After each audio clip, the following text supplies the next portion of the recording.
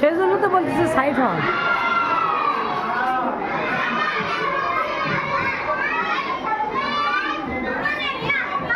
হ্যাঁ, বসো সবাই, আমরা মজা করবো, তাই না? মজা ছাড়া কোনো কথা হবে না। তাহলে দেখি তোমাদের মনে আছে কিনা, এখনই কি শিখালাম বলো তো? স্বর আমার কি শিখাইছে?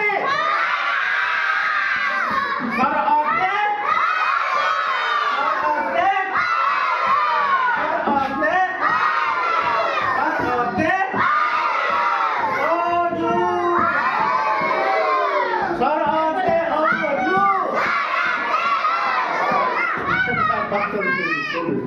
স্বর